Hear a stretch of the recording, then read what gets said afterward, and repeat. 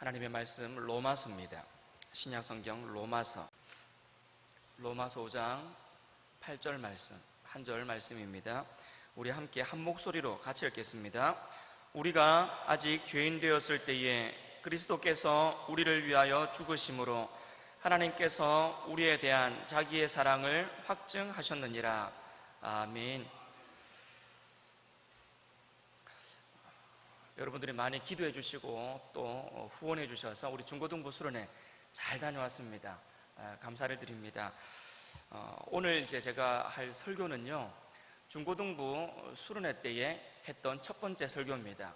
그 설교를 이제 좀 수련회 때는 설교를 좀 길게 했기 때문에 좀 줄이고, 그리고 언어를 애들 언어에 맞춰서 설교를 했었기 때문에 제가 다시 좀 어른 언어로 바꾸고 그렇게 조금 작업을 해가지고 이제 그 말씀을 이제 여러분들에게도 전하려고 합니다. 하나님의 은혜가 우리 아이들에게 많이 임했거든요. 그 은혜가 저와 여러분들에게도 이 시간도 또 똑같이 동일하게 임할 수 있기를 간절히 바랍니다. 단장의 아픔이라는 말을 여러분 들어보셨습니까? 들어보셨습니다. 왜냐하면 제가 옛날에 한번 이야기해 줬거든요. 단장의 아픔, 창자가 끊어지는 듯한 아픔이라는 뜻입니다. 창자가 끊어지는 듯한 아픔. 이 말이 어디서 어떻게 나왔는가 찾아보면요, 이런 말이 있습니다. 진나라가 촉을 이렇게 정벌하기 위해서 병사들을 여러 배에 나누어 싣고 촉을 향해서 지금 이제 가고 있었답니다. 그러다가 배를 잠시 땅에 대고 좀 잠깐 쉬는 시간이 있었답니다. 그때 이 진나라 병사 중에 한 명이 숲속으로 들어가가지고 새끼 원숭이를 한 마리 잡아왔대요. 원숭이 새끼를 한 마리 잡아와가지고 걔를 안고 배를 탄 겁니다. 그리고는 배가 출발을 하는 거죠. 자, 그렇게 새끼 원숭이 한 마리를 데리고 배가 출발을 했는데, 출발하고 나서 바로 이어서 저 숲속에서 원숭이 한 마리가 뛰어나오더래요. 딱 보니까 어미 원숭이더랍니다. 그 새끼의 어미 원숭이가 뛰어나와가지고는 배가 가는 그 옆길을 통해서 계속 쫓아오더랍니다. 배는 계속 물 위에서 그냥 쭉 가고 있고, 이 어미 원숭이는 옆에 있는 땅에서 그 배를 향해서 계속 뛰어오고, 그렇게 한참을 갔답니다. 한참을 가다가 이 배가 이 육지와 조금 가까이 스치고 지나가는 그런 구간이 있었답니다. 그때 이 어미 원숭이가 그 옆으로 뛰어오더니 배 위로 폴짝 뛰어가지고 배 위에 탁 떨어진 거죠. 그리고는 새끼 원숭이를 딱 쳐다보다가 그대로 콱 꼬그라져 죽어버렸답니다. 병사들이 궁금한 겁니다. 아니, 이 어미 원숭이가 왜 죽었을까? 왜 죽었을까? 궁금해가지고 그 어미 원숭이의 배를 갈라봤대요. 그 배를 갈라보니까 어미 원숭이의 창자가 토막토막 끊어져 있더랍니다. 자기 새끼가 잡혀가는 걸 보면서 이 어미가 얼마나 애가 탔고 속이 탔으면 죽으라고 그 배를 쫓아왔잖아요. 얼마나 힘들었을까요? 근데 자기 몸을 돌보지 않고 끝까지 그 배를 쫓아온 겁니다. 그리고 쫓아오는 것도 그냥 쫓아온 게 아니라 자기 새끼를 향한 그 진짜 애타는 그 애끓는 마음을 가지고 쫓아왔던 거죠. 그리고는 이제 배 위에 탁 타는 순간 새끼를 한번 딱 쳐다보더니 그대로 탁 죽은 거죠. 창자가 토막토막 끊어져 있었거든요.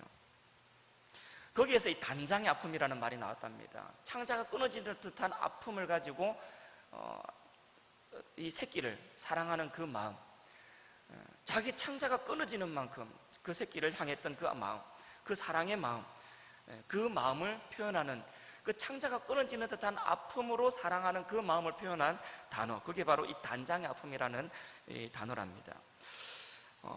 이런 아픔을 가지고 우리를 사랑하는 분이 계십니다. 하나님이십니다. 우리 하나님께서 이와 같은 이 창자가 끊어지는 듯한, 이 심장이 터지는 듯한 아픔을 가지고 우리를 내려다보고 계십니다. 아마 우리 중에 많은 사람들은 하나님이 우리를 사랑한다 그러시는데 사실 솔직하게 말해서 잘 모르겠다 하는 분이 아마 계실지도 모르겠습니다. 하나님이 우리를 그렇게 사랑하신다 그러는데 도대체 나는 내 삶 속에서는 그 하나님의 사랑을 잘 느끼지를 못하겠고, 머리로는 사랑한다라고 알겠는데 실제로 나는 그러한 사랑을 경험해 본 적도 없는 것 같고 도대체가 나는 모르겠다라고 아마 생각하시는 분이 계실지 모르겠습니다. 그래서 하나님이 우리를 진짜 사랑하신다라는 그 증거, 사랑도 그냥 보통 사랑이 아니라 이런 진짜 창자가 끊어지는 듯한 이러한 단장의 아픔으로 우리를 사랑하신다라고 하는 바로 그 사랑에 대한 증거를 여러분들에게 이야기하려고 합니다. 첫 번째, 하나님이 우리를 사랑하시는 증거는요, 구원입니다. 우리를 구원해 주셨다라는 거죠. 하나님이 우리를 사랑하신 바로 첫 번째 증거가 하나님께서 우리를 구원해 주셨다라는 겁니다. 우리는요, 구원받을 자격이 있어서 구원받은 사람이 아닙니다. 여러분, 구원을 어떻게 해야 받습니까? 사람들은 이야기합니다. 착하게 살아야지요, 선하게 살아야지요, 죄 안 지어야지요 라고 이야기를 합니다. 그러면요, 이런 질문을 할 수 있습니다. 도대체 얼마나 착해야 구원받을 수 있습니까? 얼마나 선해야 구원받을 수 있습니까? 어느 정도로 죄를 안 지어야 구원을 받을 수 있습니까? 그 기준이 어느 정도입니까? 우리가 흔히 생각할 때에 그래도 저 정도쯤 되면 되지 않을까 라고 하면서 누군가를 아마 떠올릴 수 있을지 모르겠습니다. 진짜 그 사람 정도 되면 구원받을 수 있을까요? 우리가 생각할 때는 그 사람이 엄청나게 착해 보일 수 있습니다. 저 정도면 구원도 받을 수 있지 않겠는가라는 정도로 아마 그렇게 생각이 될 수도 있습니다. 그런데요, 여러분, 이런 관점에서 한번 생각해 보십시오. 여러분, 비행기 혹시 타보셨습니까? 비행기 타고 하늘 위로 쭉 올라가면요, 거기서 밑을 내려다보면 건물들이 다 높이가 거기서 거기입니다. 이게 뭐 1층짜리 건물이나 한 10층쯤 되는 아파트나 심지어 막 20층 넘는 아파트나 저 하늘 위에서 보면 다 거기서 거기입니다. 밑에서 보면요, 차이 많이 납니다. 1층하고요 10층하고 차이 많이 납니다. 10층하고 20층하고도 차이 많이 납니다. 밑에서 볼 때는 그러는데 저 하늘 위에서 내려다 볼 때는요, 1층이나 10층이나 20층이나 다 그겁니다. 이 땅에서 우리가 우리의 시선으로 바라볼 때는 누군가는 엄청나게 악하게 보이고 누군가는 엄청나게 선하게 보이고 착하게 보일지 몰라도 절대적인 선을 가지신 우리 하나님께서 하늘 위에서 내려다 볼 때는요, 사람은 다 거기서 거기입니다. 그래서 모든 사람이 죄를 지었다라고 말씀하고 있는 겁니다. 의인은 없으니 하나도 없다라고 말씀하시는 거죠. 아무리 착하게 살아도 의인은 한 명도 없답니다. 그러니까 그 사람은 착하게 산 걸로는 의인이 될 수가 없는 겁니다. 그냥 우리가 볼 때는 좀 착하게 보이고 우리가 볼 때는 선하게 보여서 그렇지 하나님이 보실 때는 의인은 하나도 없다니까요. 그러니까 이 땅에서 행실로, 착한 행실로 구원받을 수 있는 사람은 아무도 없습니다. 하나님께서 우리를 구원하신 것은 착해서가 아닙니다.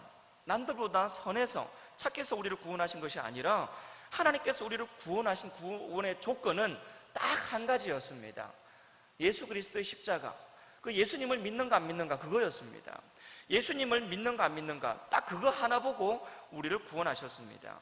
우리가 착하게 살면서 예수 믿는가, 아니면 예수 믿으면서도 착하게 살지 않는가, 이것은요 고려 대상이 아니었습니다. 하나님께서 우리를 구원하신 구원의 조건은 예수님을 믿는가 안 믿는가 딱 그거 하나 보셨습니다. 그리고는 예수님을 믿는 바로 그것 때문에 우리를 하나님의 자녀로 삼아 주셨고 천국 백성으로 삼아 주셨습니다. 예수님께서 우리 죄를 대신해서 십자가에서 죽으셨다, 그렇게 죽으셨기 때문에 내 죄가 용서받았다라고 하는 바로 이 믿음이 우리를 구원으로 인도하는 겁니다. 십자가, 여러분, 이 십자가의 개념을 이해할 필요가 있습니다. 본래 죄는 우리가 많이 지었습니다. 어떤 사람은 좀 죄를 많이 지었을 수도 있고 어떤 사람은 좀 적게 지을 수도 있습니다. 그러나 죄 적게 지었다고 해서 의인은 아닙니다. 모든 사람은 다 죄인입니다. 그래서 모든 사람은 지옥을 갈 수밖에 없었습니다. 그런데 지옥 갈 수밖에 없는 우리를 향해서 창자가 끊어지는 듯한 아픔을 가지고 우리를 내려다보고 계신 분이 계셨습니다. 하나님이셨습니다. 그 하나님이 우리가 지옥으로 갈 수밖에 없는 그러한 인생을 살아가는 것이 얼마나 큰 아픔으로 다가왔는지, 이 단장의 아픔, 창자가 끊어지는 듯한 아픔, 심장이 터지는 것 같은 아픔, 그런 아픔으로 우리를 내려다 보신 거죠. 그리고는 어떻게 하면 이 백성들을 구원할 수 있을까? 어떻게 하면 지옥을 향해 갈 수 있는 저들을 되돌려서 천국 백성으로 삼을 수 있을까? 어떻게 하면 저 사탄의 마귀의 자녀들로 살아가는 저들을 어떻게 하면 나의 자녀들로 삼을 수 있을까? 그걸 우리 하나님께서 고민하신 겁니다. 근데 죄를 그냥 없는 것으로 할 수는 없었습니다. 우리 하나님은 공의로우신 하나님이셨기 때문에 죄를 그냥 없다라고 말할 수는 없었습니다. 그래서 하나님께서 예수님을 이 땅에 보내신 거죠. 예수님을 이 땅에 보내셨습니다. 이 세상에는요, 어느 누구도 다른 사람의 죄를 짊어지고 죽어줄 만한 사람이 아무도 없었습니다. 왜냐하면 자기 죄도 해결 못하는 사람이었기 때문에 이 땅에 어느 누구도 이렇게 예수님의 역할을 할 사람은 없었습니다. 그래서 우리 하나님이 예수님을 이 땅에 보내주셨습니다. 신이신 예수님, 피조물을 위해서 신이신 예수님을 이 땅에 보내셔서 희생시키신 거죠. 그런데 중요한 게 뭐냐면요, 우리가 아직 죄인 되었을 때에 예수님을 보내주셨다는 겁니다. 다시 말하면요, 우리의 삶 속에 구원 얻을 만한 어떠한 모습도 없었습니다. 구원 얻을 만한 어떠한 착한 행실도 없었고 구원 얻을 만한 어떠한 자격도 없었습니다. 여전히 우리가 죄인 되었을 때에 죄인인 상태인데도 불구하고 하나님께서 예수님을 이 땅에 보내셔서 우리를 위하여 십자가의 고통을 예수님에게 당하게 하시고 그 일로 인하여 우리를 구원해 내셨다는 겁니다. 그래서 하나님이 우리를 사랑하신다는 겁니다. 사랑하니까 이와 같은 일들을 행하신 거죠. 사랑 안 하면요, 조건을 따졌겠지요. 내가 너희들을 구원할 만한 요소가 있는지 없는지 계산을 하셨겠지요. 그런데 하나님께서는 우리를 사랑하시기 때문에 그 계산을 하지 않으셨던 겁니다. 계산을 합니다. 사랑이 아니면요. 그러나 사랑이셨기 때문에 계산하지 아니하고 우리를 향해서 그와 같은 헌신을, 희생을 행하셨던 것이죠. 부모님의 자녀를 향한 사랑은 내리사랑이라 그러지 않습니까? 사랑해줘봐야 효도하지 않고, 사랑해줘봐야 고마운 줄도 모르는 자식들을 향해서 부모님들은 희생하고 일방적으로 사랑을 내려보내고 있습니다. 그런데 그것보다 더 큰 내리사랑이 하나님께서 우리를 향하여 행하시는 바로 그 사랑인 거죠. 사랑해줘봐야 고마운 줄도 모르고 구원해줘봐야 감사하지도 않는 우리 인간들을 향해서 하나님은 예수 그리스도를, 독생자 예수 그리스도를 이 땅에 보내셔서 구원을 해 주신 겁니다. 그래서 그분의 사랑을 진짜 사랑이라고 이야기를 합니다. 여러분, 예수님을 누가 죽였습니까? 예수님이 죽으셔서 대신 죽어주셨기 때문에 우리가 구원받았는데, 여러분, 예수님을 누가 죽였습니까? 어떤 사람은 이야기합니다. 빌라도가 죽였다고, 로마 군병들이 죽였다고. 진짜 빌라도나 로마 군병이 죽였습니까? 맞아요. 그들이 직접적으로는 그들이 죽였으니까요. 근데 뒤에서 조정한 사람들이 있습니다. 유대 종교 지도자들입니다. 그들이 뒤에서 조정을 합니다. 여론을 모아갑니다. 죽여야 될 만큼. 왜냐하면 예수님이 이 땅에서 가르치는 그 가르침이 그들이 종교 지도자들이 가르치는 가르침보다 훨씬 더 탁월했거든요. 예수님은 기적도 베푸시면서 그의 사명들을, 사역들을 감당해 나가셨거든요.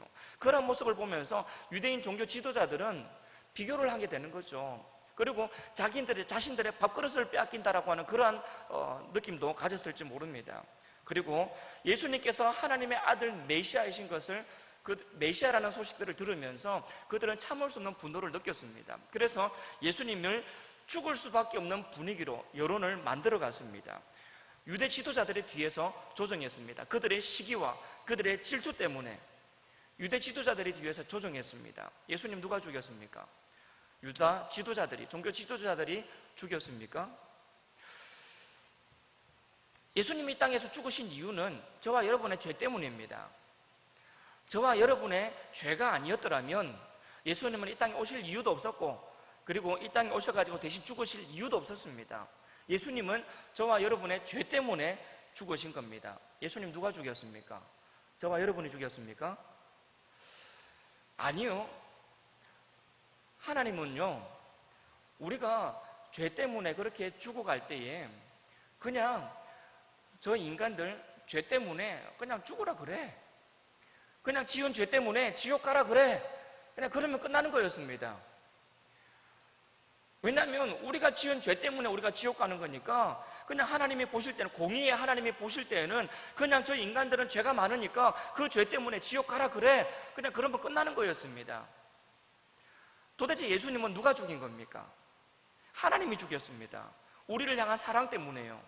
우리를 살리시기 위해서 우리에 대한 그 사랑 때문에, 단장의 아픔, 어떻게 해서든지 우리를 살려야 되겠다라고 하는 그 사랑의 마음, 그냥 지옥 가운데 걸어가고 있는 우리를 보시면서 이 애가 타는 그 심장이 터지고 창자가 끊어지는 듯한 그 아픔을 견딜 수 없는 하나님 아버지의 그 사랑 때문에 하나님이 예수님을 이 땅에 보내셨습니다. 그리고 하나님이 예수님을 십자가의 길로 그렇게 내몰아 가셨습니다. 그리고 하나님께서 십자가에서 죽어가는 그 예수님을 끝까지 그냥 보고만 계셨습니다. 끝까지 침묵하셨습니다. 사람들이 많이 이야기했죠. 주변에서 로마 병사들이 이야기합니다. 너 스스로도 구원하지 못하는 게 무슨 메시아냐? 너 자신이나 구원해라.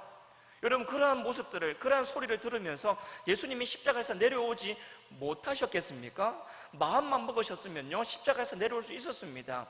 하나님이 그 모든 광경을 다 쳐다보고 있었습니다. 독생자 예수님이 그러한 온갖 사람들의 핍박을 받고 사람들의 조롱을 받으면서 십자가에서 죽어가는 그 광경들을 다 쳐다보고 있었습니다. 그런데 하나님 그런 모습들을 다 쳐다보고 계시면서도 그냥 침묵하셨습니다. 왜요? 죽어야 되거든요. 예수님이 돌아가셔야 되거든요. 십자가에서 죽으셔야 되거든요. 그래야 우리를 살릴 수가 있거든요. 여러분, 예수님 누가 죽였습니까? 우리를 향한 사랑 때문에 하나님이 죽이셨습니다. 오늘 우리가 읽은 본문 말씀, 우리가 아직 죄인 되었을 때에 그리스도께서 우리를 위하여 죽으심으로 하나님께서 우리에 대한 자기의 사랑을 확증하셨답니다. 증명하셨답니다. 우리가 여전히 구원받을 만한 자격이 없었음에도 불구하고, 우리는 여전히 우리가 구원받을 만한 어떠한 모습도 없었음에도 불구하고 그러한 우리를 사랑하셨기 때문에 그 사랑을 증명하시기 위해서 우리 하나님은 독생자 예수 그리스도를 이 땅에 보내셔서 우리 대신 죽게 하심으로 우리에 대한 자기의 사랑을 증명하셨습니다. 내리사랑, 일방적인 사랑, 조건 없는 사랑, 자격 없는 우리들을 사랑하시는 하나님 아버지의 사랑, 그 사랑을 증명하셨다라는 겁니다. 여러분, 그래서 저와 여러분이 구원받은 겁니다. 혹시 여러분 패션 오브 크라이스트라는 영화를 보셨는지 모르겠습니다. 그 영화의 마지막 예수님이 십자가에 달려 돌아가시는 그 장면에 어떤 장면이 나오느냐면요, 카메라가 예수님의 십자가에 못 박혀 죽어가시는 그 장면을 이렇게 비추고 있다가 카메라 각도가 하늘 위로 쭉 올라갑니다. 그래서 하늘에서 땅을 내려다보는 장면처럼 카메라 각도가 바뀝니다. 그러면서 그 카메라에 물방울 하나가 딱 맺힙니다. 그리고는 그 하늘 위에서 물방울이 땅으로 뚝 떨어집니다. 성경에는 그런 내용 안 나와요. 성경에는 그런 내용 안 나오는데 정말 그 장면이 하나님 아버지의 마음을 어떻게 저렇게 잘 표현했나 싶을 만큼 그렇게 잘 표현한 모습이었습니다. 하나님이 그냥 그 아들 독생자 예수님이 죽으시는 모습을 하늘에서 쳐다보고 계시면서도 그냥 보고만 계셨습니다. 끝까지 침묵하셨습니다. 그리고는 그 아들이 십자가에서 죽으셨을 때에 물방울 똑 떨어진 거죠. 그게 눈물 아니겠습니까? 표현을 그렇게 한 거죠. 성경에는 그런 얘기 안 나옵니다.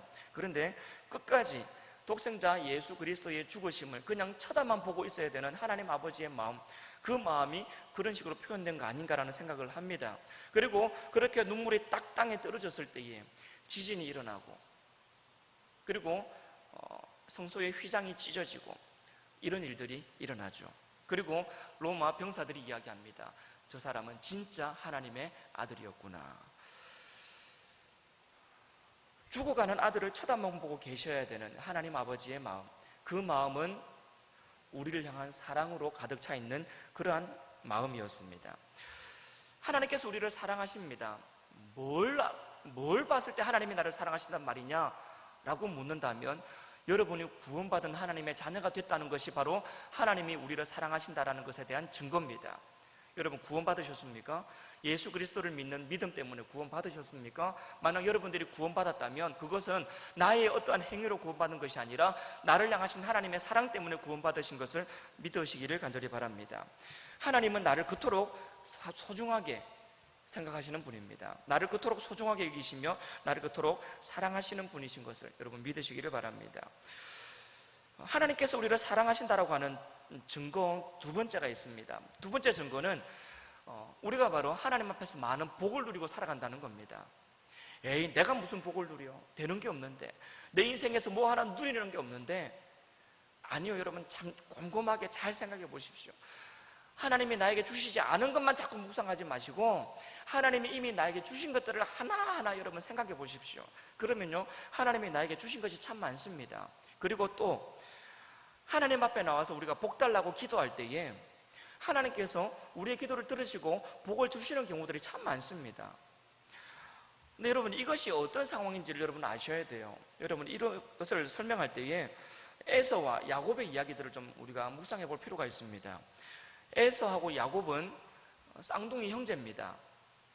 근데 뱃속에서부터 싸웠대요. 서로 먼저 나오려고, 서로 먼저 나와서 장자가 되려고 뱃속에서부터 싸웠대요. 그래서 나중에 에서가 나올 때에 에서보다 먼저 나오려고 끝까지 마지막까지 싸우다가 야곱이 그 에서의 발목을 잡고 나옵니다.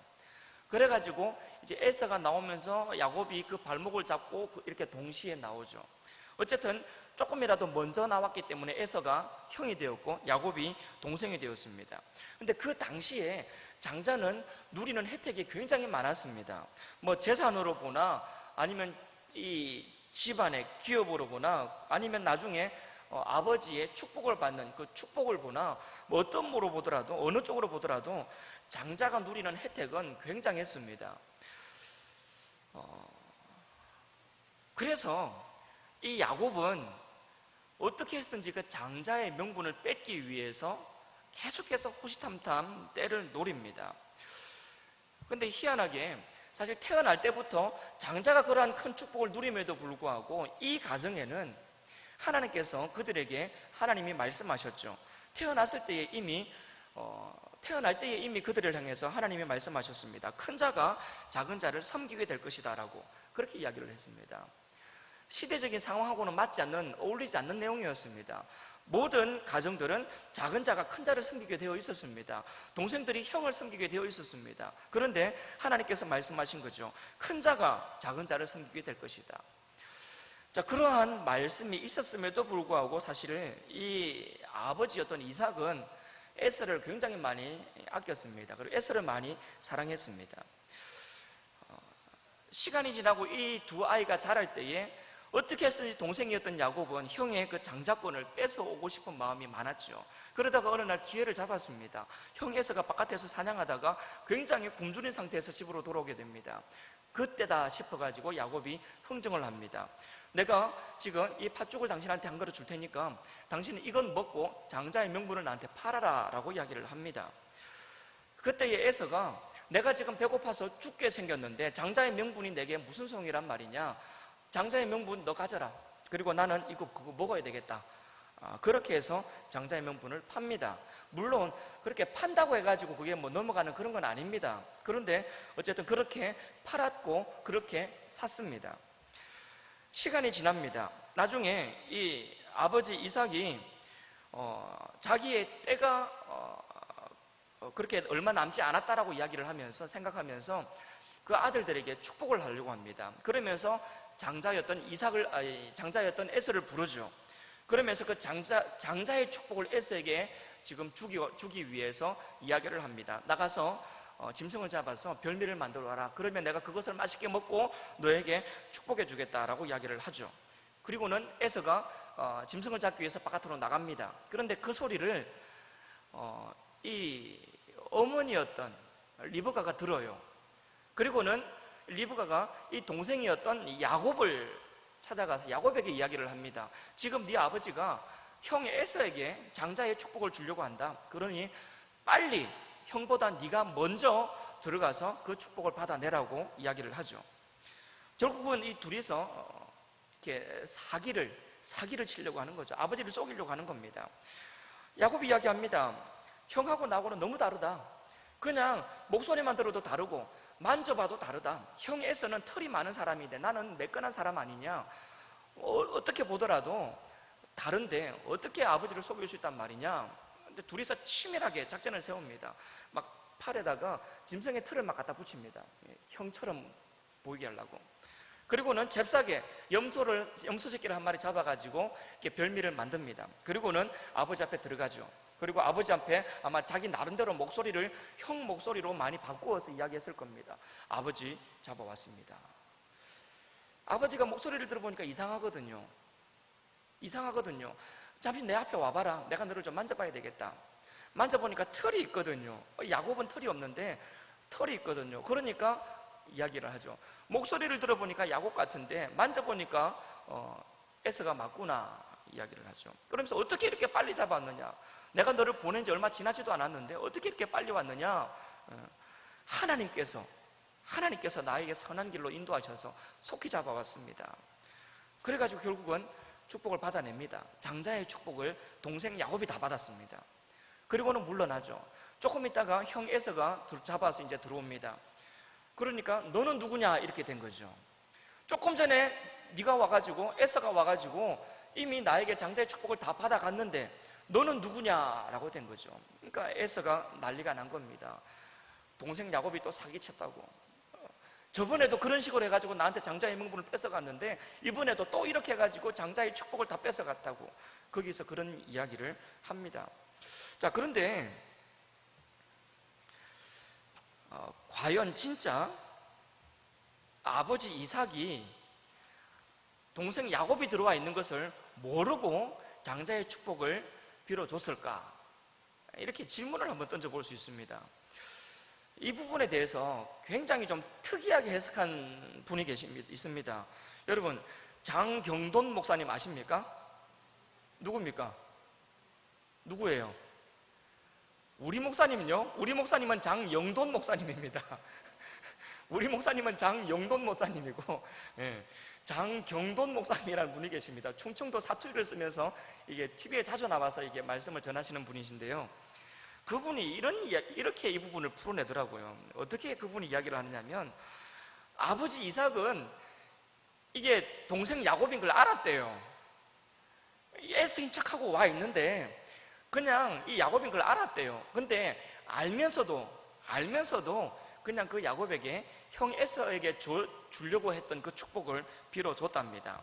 그러면서 몇 가지 이유를 대요. 몰랐을 수가 없다. 야곱이라고 분명히 알았을 것이다 라고 이야기하는데, 첫 번째 이유는 이겁니다. 이 아버지 이삭이 이 축복을 빌어주고 그리고 나서 조금 있다가 바로 죽지를 않았습니다. 그 이후에도 한참을 살았습니다.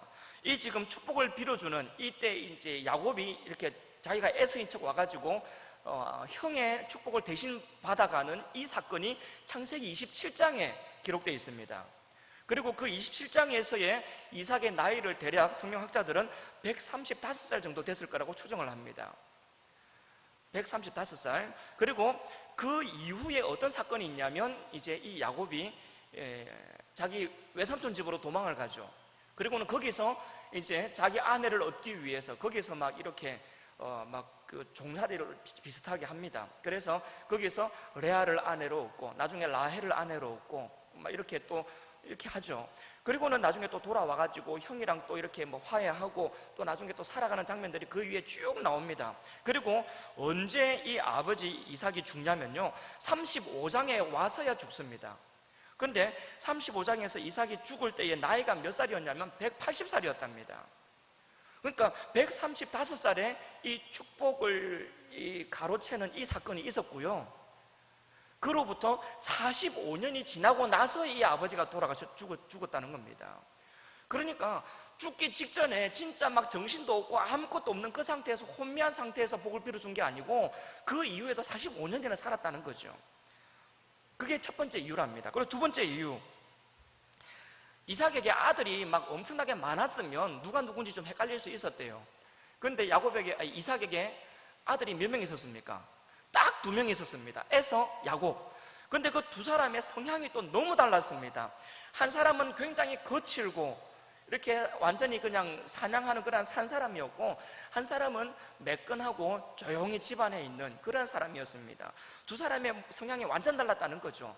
사실은요, 발자국 소리만 들어봐도 누군지 알아봤을 거라 합니다. 쿵쿵쿵쿵 걸어오면 그건 에서고, 사뿐사뿐 걸어오면 그건 야곱이고, 어떤 식으로 보더라도 알아봤을 거라는 겁니다.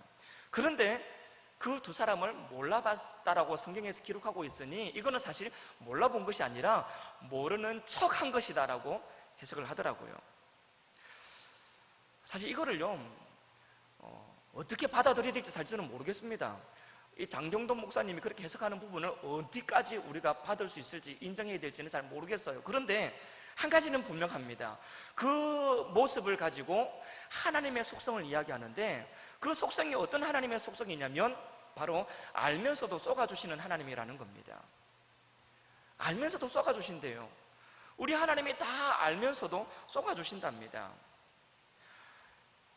아버지 이삭이 이 작은 아들 야곱이 자기가 큰 아들인 것처럼 에서인 것처럼 하고 왔을 때에 그냥 바로 알았답니다. 바로 아는데, 알면서도 불구하고 야곱이 나왔을 때에 이 두 아들이 태어났을 그때의 예언의 말씀, 큰 자가 작은 자를 섬기게 될 것이다라고 하는 그 예언의 말씀이 생각났다는 거죠. 그리고는 이것이 하나님의 뜻인가 보다 생각하고 빌어줬다라고 이야기를 하는데, 그래서 알면서도 쏘아줬다고 하는데, 뭐 어디까지 받아줘야 될지는 잘 모르겠지만 하나님은 그런 분이 맞는 겁니다. 왜요? 여러분, 복받을 자격이 있게 살아갑니까? 여러분의 삶을 보시면 나는 복받을 자격이 있다라고 생각이 드십니까? 가만히 보면요, 우리는 복받을 자격이 없는 사람들입니다. 복받을 자격이 없는 사람들이에요. 우리 마음대로 살잖아요. 우리 하고 싶은 거 하고 살잖아요. 그렇게 삽니다. 우리를 위하여 살아가요. 우리 마음대로 살아가다가 교회 나와서 뭐라 그럽니까? 하나님 복 주세요 그러잖아요. 건강도 주세요. 우리 아들도 좀 잘 되게 해주세요. 물질도 좀 주세요. 복 달라고 기도하지 않습니까? 복 받을 자격이 없는 우리들입니다. 그런데 복 받을 자격은 전혀 없음에도 불구하고 하나님 앞에 나와가지고 마치 복 받을 자격이 있는 것처럼, 그냥 내 거 받아가는 것처럼 하나님 복 주세요 그러잖아요. 그런데 그런 우리를 하나님 보시면서 어떡하십니까? 복 받을 자격이 없으니까 가라 그럽니까? 너는 복 받을 자격이 없으니까 복 달라는 얘기 하지 말라고 말씀하십니까? 안 그렇거든요. 우리가 복 받을 자격이 전혀 없음에도 불구하고 바깥에서는 마음대로 살다가도 아무 일도 없었다는 듯이 툴툴 털어버리고 깨끗하게 옷 입고 하나님 앞에 나와가지고 하나님, 나 하나님의 자녀니까 복 주세요 그러잖아요. 그런 우리의 모습 하나님이 모릅니까? 하나님 다 알고 계시잖아요. 우리가 바깥에서 무슨 생각하면서 살았는지, 무슨 행동 하면서 살았는지, 무슨 말을 하면서 살았는지 하나님 다 아시잖아요. 아시는데 어떡하십니까? 그래, 너는 내 아들이야. 그래, 너는 내 자녀야. 그러면서 복 주시잖아요. 그러면서 우리 기도 들어주시잖아요. 복 받을 만한 자격이 없는 우리들입니다. 그런데 하나님은 하나님 앞에 나와서 복 달라고 기도하는 우리들을 보시면서 또 한 번 용서하시고 또 한 번 쏘아주시고 또 한 번 넘어가시면서, 그래, 복 달라고 하니까 내가 복 줄게 그러면서 우리의 기도를 들으시고 응답하시는 우리 하나님이신 거죠. 여러분, 이러한 사실들을 본다면 하나님이 우리를 얼마나 사랑하시는지를 우리는 반드시 알아야 됩니다. 첫 번째가 뭐였습니까? 구원 아니었습니까? 여러분, 구원받을 만한 자격이 있어서 구원받았습니까? 우리 모두는 구원받을 만한 자격이 없는 사람들입니다. 여전히 죄인으로 살아가는 우리들입니다. 그러나 우리가 여전히 죄인 되었을 때에 하나님 아버지께서 그리스도를 이 땅에 보내셔가지고 십자가에서 우리 대신 죽게 하심으로 우리에 대한 자기의 사랑을 증명하셨습니다. 우리가 구원받았답니다. 저와 여러분이 구원받았대요. 구원받았다는 그 사실을 보면요, 하나님이 우리를 얼마나 사랑하시는지 여러분 이거 어떻게 부인하시겠습니까? 구원받을 만한 자격 없는 나를 구원해 주셨는데, 천국 갈 수 있을 만한 자격이라고는 하나도 없는 우리를 천국 갈 수 있게 해주셨는데, 다른 거 다 제쳐놓고 내가 천국 갈 수 있게 됐다는 그 사실 하나만으로도 내 죄를 전부 다 용서해 주셨고 하나님의 자녀 삼아 주셔서 천국 백성 삼아 주셨다라고 하는 바로 그 이유 하나만으로도, 야, 진짜 하나님 나를 사랑하신다, 여러분 그렇게 고백해야 되는 거 아닙니까? 그리고 전혀 복받을 만한 자격이 없음에도 불구하고 하나님 앞에 뭘 달라고 이것 주시고 저것 주시고 정말 말할 자격 없는 우리들인데, 바깥에서 살아가는 우리의 모습을 보면 정말 하나님께서 복 주기 싫을 만큼 살아가는 우리들인데, 그럼에도 불구하고 또 한 번 눈 감고 귀 막고 그래, 너는 내 아들이야 말씀하시면서, 너는 내 사랑하는 자녀야 말씀하시면서 우리의 기도를 들으시고 응답해 주시는 하나님이시니, 여러분 이거 모습들을 볼 때에 하나님이 우리를 사랑하시는 하나님 아닙니까? 조건이 없어요. 네가 나한테 이만큼 하면 내가 너한테 이만큼 주겠다 그런 게 없습니다. 하나님은요, 계산을 못 하십니다. 우리에 대한 사랑 때문에요. 우리를 향한 하나님의 사랑 때문에 계산을 못 하십니다. 그래서 우리의 목숨하고 우리의 영혼하고는 비교도 할 수 없는 창조주이신 하나님께서 친히 육신을 입으시고 이 땅에 오셔가지고 우리 대신 죽어주신 겁니다. 어떻게 비교가 됩니까? 그 값어치가 비교가 안 돼요. 그런데 계산을 안 하셨습니다. 그냥 그렇게 죽어주셨습니다.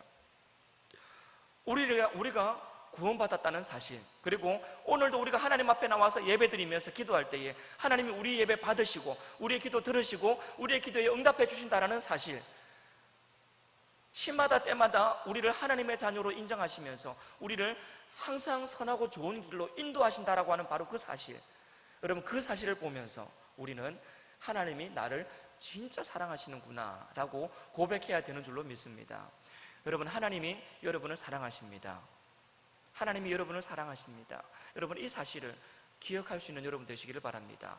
그리고 내가 구원받았다라고 하는 그 사실, 그리고 하나님이 나와 늘 언제나 함께 하시면서 나를 복된 길로 인도해 가시는 분이시다라는 사실, 그 사실을 결코 잊지 마시기를 바랍니다. 그리고 바로 그 사실 앞에 나를 향한 하나님의 사랑은 진짜 사랑이구나, 나를 사랑하시는 하나님의 사랑은 진짜 사랑이구나, 그냥 말뿐인 사랑이 아니라 진짜 사랑이구나 라는 사실을 깨달을 수 있기를 간절히 바랍니다.